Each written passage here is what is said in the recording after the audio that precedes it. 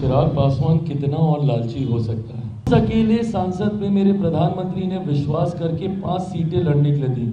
अब अगर इसके बाद भी मैं गठबंधन से कुछ मांगूं तो मुझसे बड़ा नाशुक्रा कोई नहीं होगा, मुझसे बड़ा लालची कोई नहीं होगा। इसके चिराग पासवान कितना और लालची हो सकता है। विचारों से समझौता की बात हो रही है। नहीं, ये लालच की बात होगी। आप सोच रहे हैं मैं कहाँ से आया हूँ। 2021 में आप मेरे साथियों में से रहे हैं जिन्होंने मेरे संघर्ष के हर दौर को देखा है, जहाँ एक आदमी आपको मेरे आसपास नहीं दिखता होगा।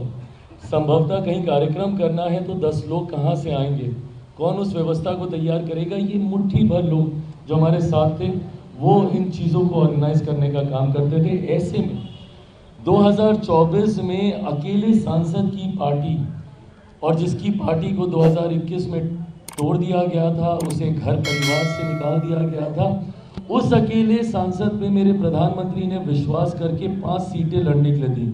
आज जब स्ट्राइक रेट की बात होती है कि मैंने 5 की 5 जीत के दी, वो तो सेकेंडरी है ना, पर ये विश्वास ही होना कि आपको 5 सीटें दी जा सकती हैं और आप जीत सकते हैं, ये विश्वास ही बहुत बड़ी बात है जो मेरे प्रधानमंत्री ने मुझ पर किया।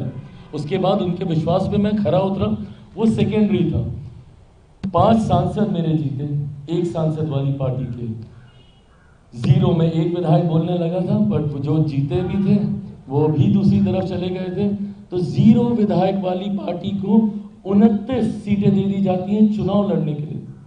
उसमें से हम 19 जीत के आते हैं तब, जबकि निरंतरता में ये नैरेटिव सेट किया जा रहा था कि सारी हारने वाली सीटें दी गई हैं। दहाई का आंकड़ा भी चिराग पासवान की पार्टी पार नहीं कर पाएगी। एंड जो कि ना वे डाटा के हिसाब से देखें तो सही भी था। 26 में से 29 में से 26 हारी हुई सीटों पर मेरे प्रत्याशी चुनाव लड़ रहे थे। बट उसके बावजूद ये विश्वास होना गठबंधन का कि आपको 29 सीटें दी जा सकती हैं और आप उसमें से 19 आप जीत कर आते हैं। 2 मंत्रियों को पहले उसमें शपथ भी दिलवा दी जाती है। अब अगर इसके बाद भी मैं गठबंधन से कुछ मांगूं तो मुझसे बड़ा नाशुक्रा कोई नहीं होगा, मुझसे बड़ा लालची कोई नहीं होगा। इसके बाद भी अगर मैं मलाल रखूंगा किसी तरीके से तो फिर मुझे खुशियों को मनाना नहीं आता होगा। तो ऐसे में जितना मिला है मैं मानता हूं कि ये मेरे पिता के आशीर्वाद से हम लोग यहाँ तक पहुँचे हैं, तो मलाल कतई किसी बात नहीं।